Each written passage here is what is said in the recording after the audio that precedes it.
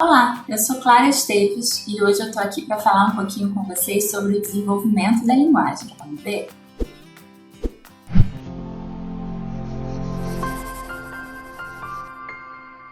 Então, eu sou fonoaudióloga e tenho quase 15 anos de experiência clínica atendendo crianças com transtornos de linguagem. Invariavelmente eu recebo no consultório pais com a seguinte queixa: o meu filho não fala.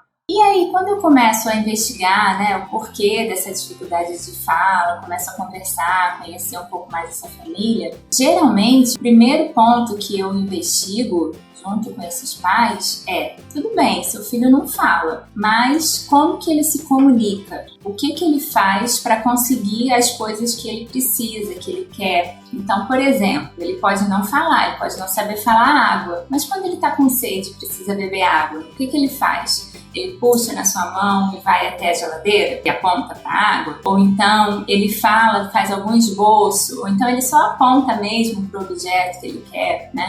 Ou quando ele quer ir no banheiro, enfim, coisas que realmente ele vai precisar do outro para poder atingir aquilo que ele está almejando. E muitas vezes essa comunicação ela acontece de uma forma tão intuitiva, tão natural, que os pais às vezes não se dão conta. Muitas vezes ficam preocupados com a fala propriamente dita, né? Querendo que a sua criança saiba o nome das coisas, saiba articular as frases, e não consegue perceber que por trás, que antes da criança conseguir fazer tudo isso, ela pode esboçar ou não, né, algum outro tipo de comunicação. Então, quando a gente está falando do desenvolvimento da linguagem, é importante a gente ter essa compreensão de que a linguagem ela não é equivalente à fala propriamente dita, né? A fala ela é uma expressão da linguagem. Quando a gente fala, quando a gente usa das palavras, das frases para se expressar oralmente, verbalmente, a gente está usando um tipo de manifestação, de comunicação. Mas a gente poderia, por exemplo, pensando num adulto ou numa criança mais velha, poderia estar fazendo uso da escrita. Ou a gente poderia estar fazendo uso da Libras, que é uma outra forma de comunicação, de língua, né? Uma língua espaço-visual. Então, a fala propriamente dita, ela só vai se manifestar quando algumas habilidades de comunicação não verbal, alguns pré-requisitos, estiverem presentes na vida da criança. Então, é um pouco sobre isso que eu queria conversar, né? Então, para entender isso que eu estou falando, a gente precisa compreender que a linguagem pode exercer 3 funções na vida de uma pessoa. A primeira delas é a função de subjetivação. O que é isso? Quando o bebezinho nasce, ele já nasce inserido dentro de um contexto sociocultural, dentro de expectativas, né, que as pessoas têm a respeito dele, dentro de coisas que falam sobre ele, né? Então, esse bebê, ao nascer, ele já é dito por alguém. Alguém já espera que ele nasça, já tem desejos a respeito do que ele vai ser, né? E tudo isso, certamente, tem influências diretas na forma como esse bebê vai se desenvolver. Então, a linguagem, compreender essa função da linguagem no sentido de ser um mediador do desenvolvimento, no sentido de ser a linguagem enquanto um processo histórico, cultural, no qual o indivíduo está se inserindo no momento que ele nasce, é importante para a gente poder compreender certas relações que são estabelecidas na vida de uma criança. A forma como os pais vão se relacionar com esse bebê, a forma como os pais vão interpretar as ações desse bebê, certamente vão fazer bastante diferença na forma como esse bebê vai se desenvolver e futuramente, quando ele estiver na idade de vir a começar a falar, vai fazer diferença, tá? A segunda função é a função de comunicação. Então, a linguagem, para que a gente fala? A gente fala para se comunicar, né? Essa comunicação, ela não inicia no momento da fala. O bebezinho, antes de começar a falar,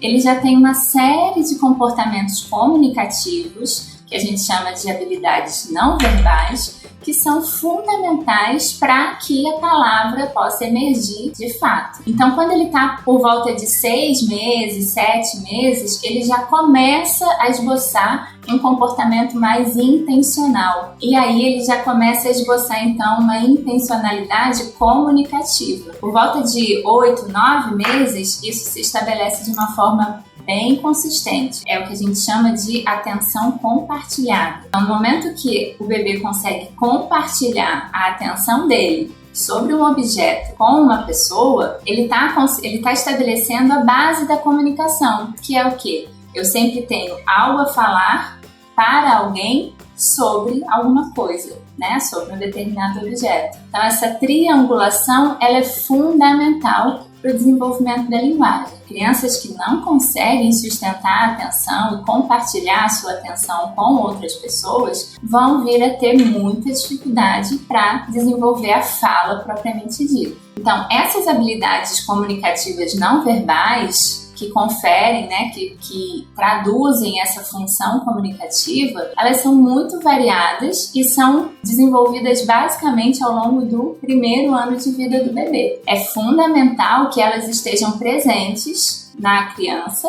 para que ela consiga vir a se comunicar. E a terceira função da linguagem é a função que a gente chama de cognitiva, que é o quê? Justamente a organização de um sistema cognitivo de linguagem, de um sistema linguístico, uma língua propriamente dita, uma estrutura de língua sendo organizada cognitivamente na cabecinha da criança. Então, à medida que ela vai se desenvolvendo cognitivamente, também ao longo do primeiro ano de vida, ela vai ouvindo as pessoas conversando ao redor dela, ela vai vendo esse modelo comunicativo, interativo, ela vai querendo imitar, e nisso que ela vai querendo imitar esse comportamento comunicativo, ela é capaz, então, de organizar o seu sistema linguístico, a sua gramática. E aí, então, a gente tem a palavra emergindo, futuramente as combinações de palavras em pequenas frases, depois frases mais complexas, até que ela consiga organizar, então, uma narrativa. E é nesse jogo de desenvolvimento dessa função cognitiva da linguagem que a criança vai também se organizando cognitivamente. Então, a sua atenção vai melhorando, a sua memória vai melhorando, a sua percepção sobre o mundo. Por quê? Porque à medida que ela é capaz de representar as coisas do mundo, ela é capaz de se desenvolver cognitivamente, né? Ela já não precisa mais se apoiar tanto nas experiências sensório-motoras para poder, imediatas e concretas, né? Para poder estar se relacionando com o mundo ao seu redor. Ela já é capaz, então, de se relacionar com o mundo a partir do símbolo, a partir do simbolismo. E a linguagem é esse instrumento simbólico que vai mediar, que vai permitir que a criança interaja com tudo que estiver ao seu redor, tá? Então, para que a gente, quando chega então o pai dizendo, minha criança não fala ainda, a primeira pergunta que eu tenho que fazer é, falam com ela? Como que falam com ela? A segunda é, ela não fala, mas ela se comunica? Então, como que é essa comunicação dela? E aí, enfim, por fim, se tudo isso estiver presente, a gente vai ver o que está realmente impedindo que ela venha a produzir alguma palavra, se é um distúrbio específico de linguagem ou se é alguma alteração sensorial que não está deixando com que ela escute o modelo para poder reproduzir, né? E aí a gente tem que partir para uma investigação mais específica, tá certo? Então, espero que eu tenha ajudado com essas informações. Papais e mamães, fiquem atentos às habilidades não verbais dos filhos de vocês, dos bebês. Essas habilidades não verbais, elas são fundamentais para o desenvolvimento da linguagem, né? E fonoaudiólogos que estejam interessados em se aprofundar no assunto, acessem o link deste curso. É um curso que chama Linguagem, Desenvolvimento Infantil e Brincadeira. Tudo que você precisa saber para avaliar bem o seu paciente. Então, nesse curso, eu vou dar um panorama geral, eu vou aprofundar muitas das coisas que eu falei aqui nesse vídeo e vou oferecer um guia, um roteirinho que vai ajudar vocês a olharem para o desenvolvimento da linguagem a partir dessa visão mais integrada, tá certo? Um grande abraço!